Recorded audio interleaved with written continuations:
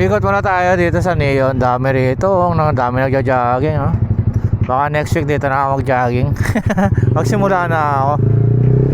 Habang naghihintay tayo sa kasama natin, ikot lang muna tayo ng isa. Then diretso na tayo sa sa SM Fairview. Kasi baka maghihintay naman tayo na medyo matagal-tagal na konti. Uy, may namimitik din pala rito. May namimitik pala rito eh.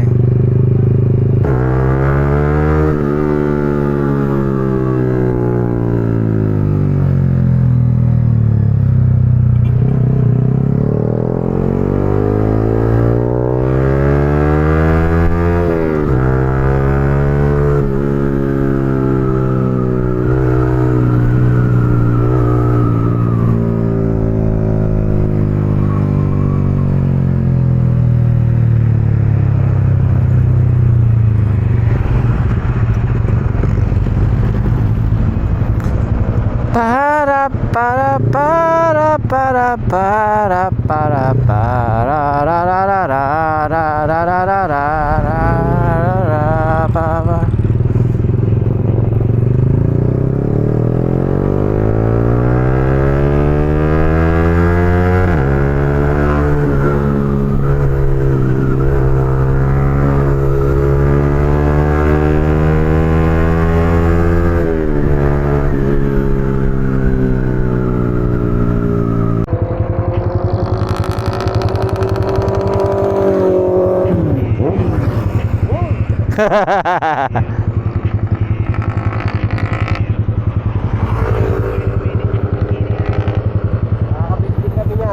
Ha?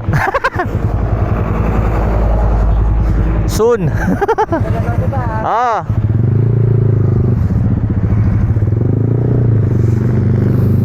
Alright, so kasama natin si Owen sa likod natin.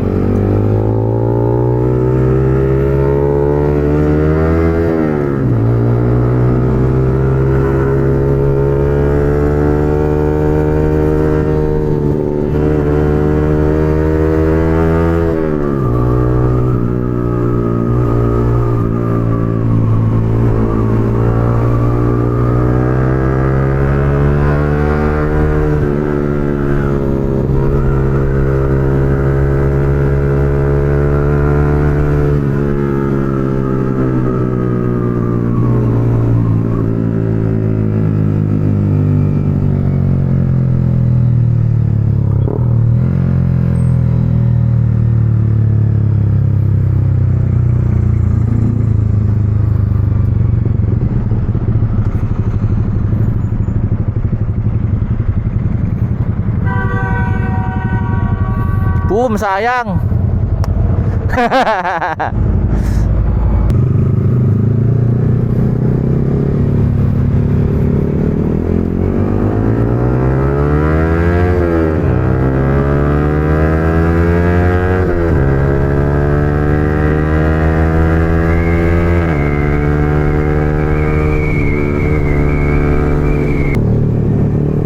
Alright, so takbo tayo ng DRT. Breakfast ride lang naman. So dalawa lang kami ni Owen. So dalawa lang din kasi kami siguro na libre.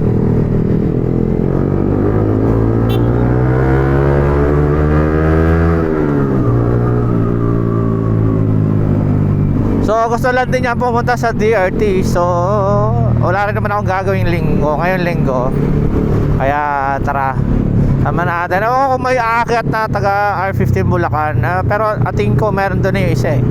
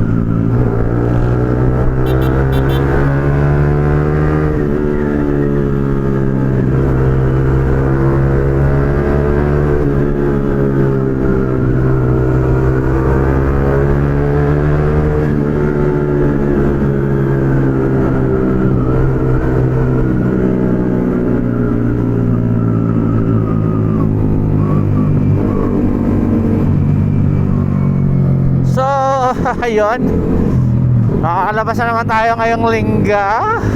At sobrang dami na naman na nangyayari. Ang dami na naman kaganapan sa social media, sa ating SOCMED.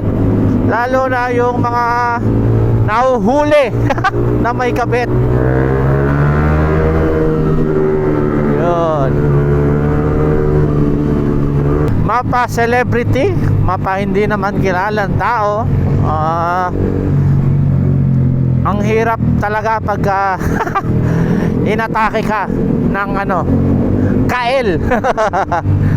Pag inatake ka ni Kael, yari ka. So iwas-iwas tayo sa mga ganyan guys. Kasi unang-una, pag may pamilya kayo, masisira nyo ang inyong pamilya. So pahalagahan nyo yung nagpapasaya sa inyo. And then gawin nyong masagana yung relasyon nyo ng pamilya nyo. Huwag na kayo maghanap ng iba. Kung magano guys unless kung binubugbog ka ng asawa mo, yun pwede. Pero mas maganda gawin mong legal, di ba? Iba na yung pagka sinasaktan ka ng asawa guys. Ibang usapan yun. So yung sa mga ganon, pwede ko kayong pwede ko kayong kumbaga kumbinsihin. Hiwalayan yan. Pero yung maglolo ko nang wala namang ginagawa yung asawa nyo, kawawa naman, diba?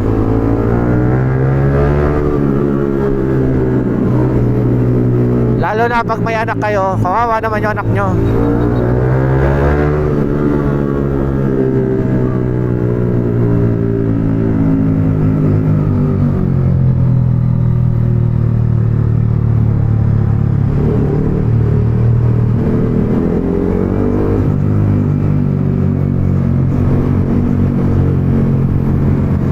So ano nyo lang, alagaan nyo yung relasyon nyo ng pamilya nyo guys. So hindi ko maipapayong mambabae kayo, mambabae o manlalaki kayo. Huwag, nakakasira yan.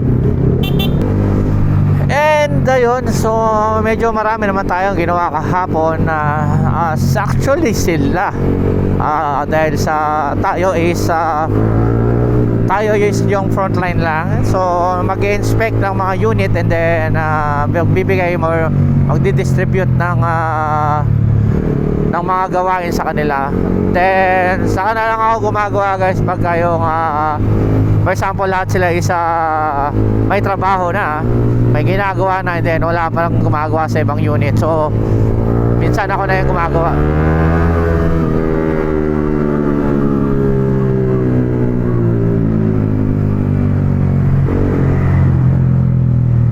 So ako na minsan gumagawa, kaya okay lang naman, although hindi ako pinapayagang gumawa.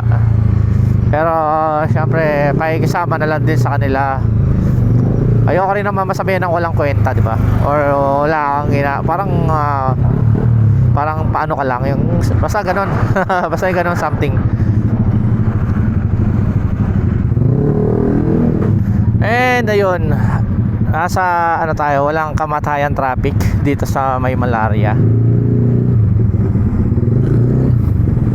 Pero ganito talaga dito kasi may ginagawang MRT. Di nila matapos.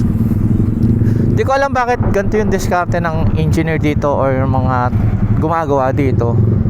Kasi di ba mas magandang tapusin nila yung mataon lugar kaysa dun sa mga wala masyadong ginagawa. Kasi unang-una nakaka-traffic sila, lalo na dito sa area na to, di ba? Hindi ko alam kung paano diskarte nila. Although natapos naman nila doon sa mga walang tao, dapat inunan nila yung pinakamahihirap na lugar, di ba? Hindi ko alam kung paano kaya tulad nito hindi nakatigil yung traffic. Pagka ando kayo sa kabilang side, pagka yung mga walang tao, okay naman. Kasi mas mapapabilis yung trabaho nyo doon kasi walang tao doon. Dapat inuna na lang nila yung masisikip na lugar tulad nito. Total ganun din naman nagpapatraffic na rin naman sila. So dapat inano na lang nila dito. Inuna na lang din nila. Diba? Hindi ko alam ah. Hindi ko alam kung paano diskarte nila ah.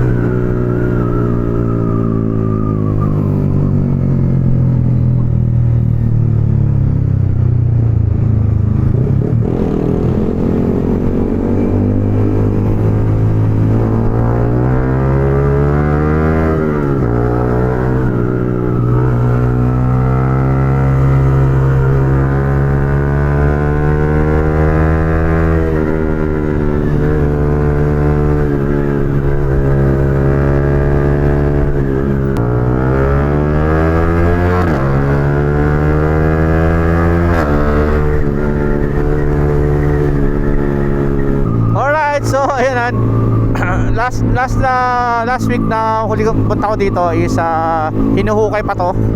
Hinukay pala. So ngayon inispaltohan na nila oh. Mabilis talaga. Mabilis. Di tulad sa ibang lugar, ang tagal.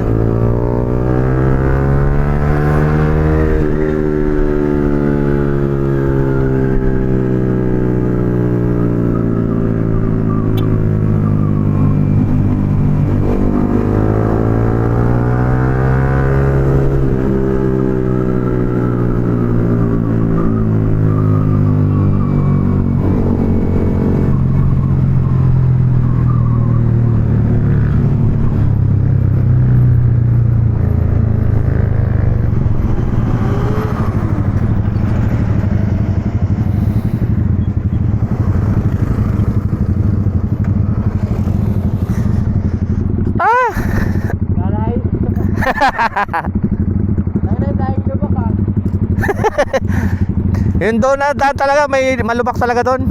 Kaso kasi yung ikot pa tayo lalayo eh. Tara.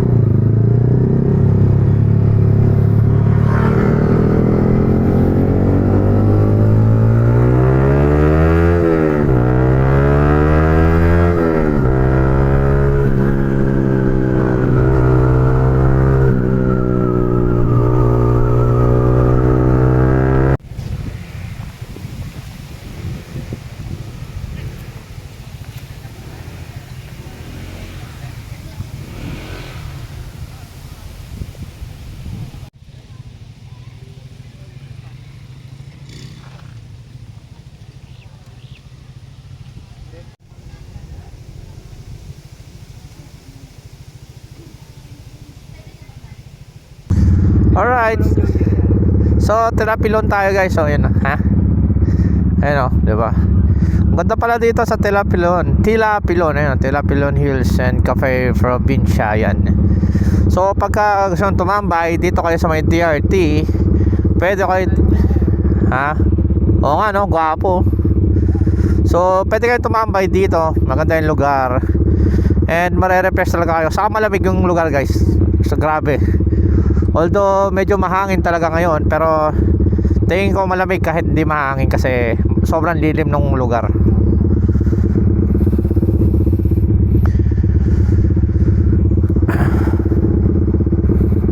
So bababa kami ng Portales. Tingnan namin kung may tambay kasi kanina may checkpoint eh. Ayun. Pinambomba mo yun sa'yo? Oo. Tinanggal ko yung canister. Elbow lang. Ikaw muna. Diba ang ganda rito?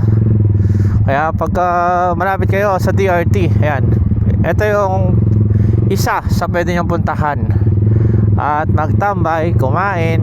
Ayan, diba? Lalagpasan nyo lang yun na tambayan ng mga riders.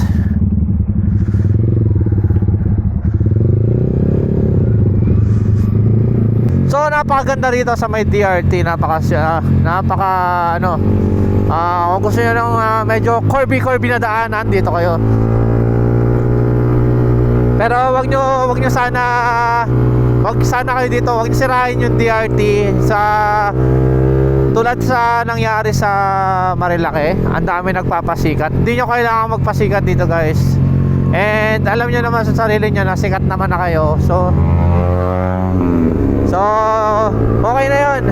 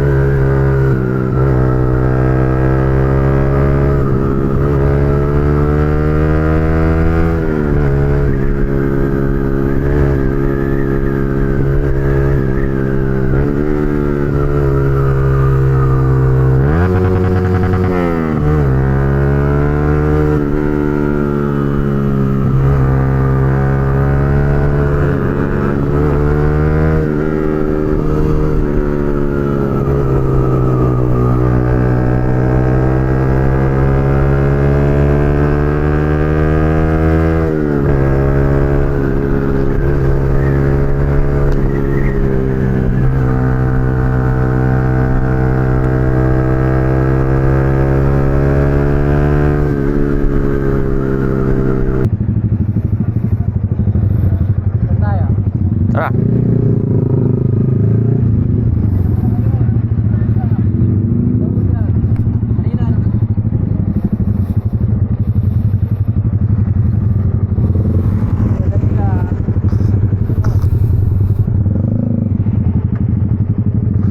Kaso mambon.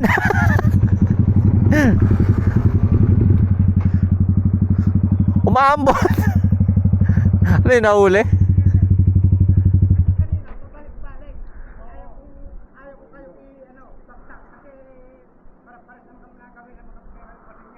Nahuli nga siguro.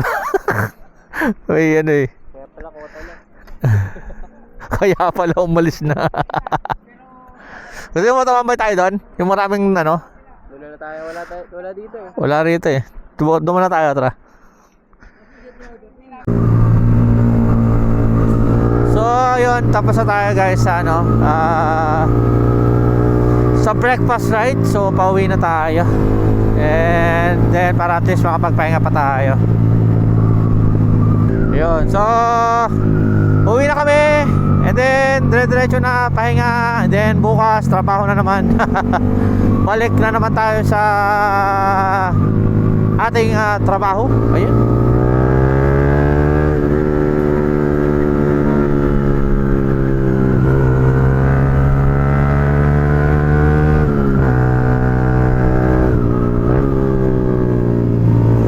Tayo, quick ride lang talaga. Breakfast lang. Then konting tambay, konting kwentuhan, and then yun.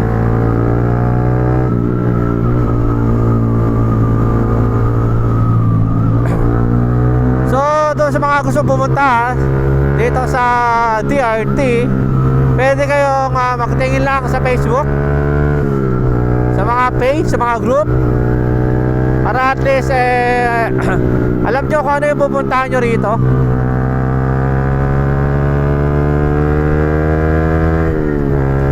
Pero karamihan dito is ilog, campsite, then magandang view.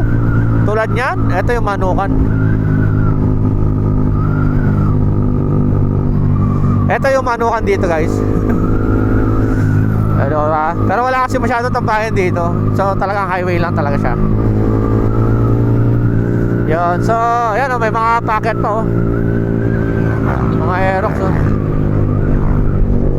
dami.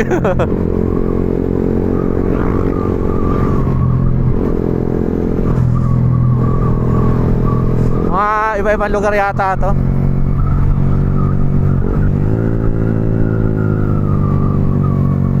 Dami na, puro Aerox.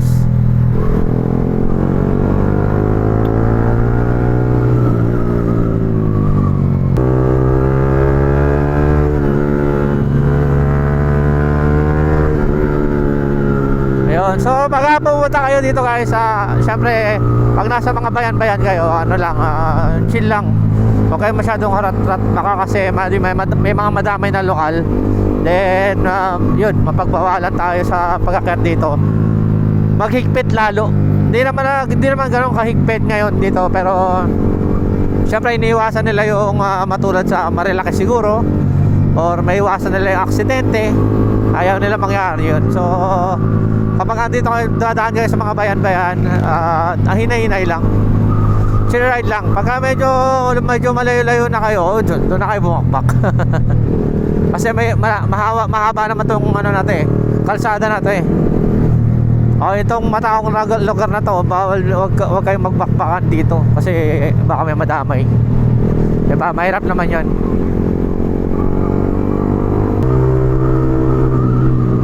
So maraming salamat guys sa panonood ulit ng aking video ngayon, and thank you. Sana mabigyan kayo ng konting idea kung saan kayo pupunta sa Marilaki, or kung saan man kayo pwedeng tumambay. Maraming pwedeng tambayan guys sa Marilaki tuloy, sa DRT. So kayo nang bahala kung anong trip nyong tambayan. Kung magka-campsite kayo, kung mag-iilog kayo, kung kakain kayo, marami. So maybe siguro hanggang dito na lang guys, and ako yung magpapaalam na muna dahil ako yung bababa na muna tayo ng DRT guys. So hanggang dito na lang muna guys. Bye bye. Woo!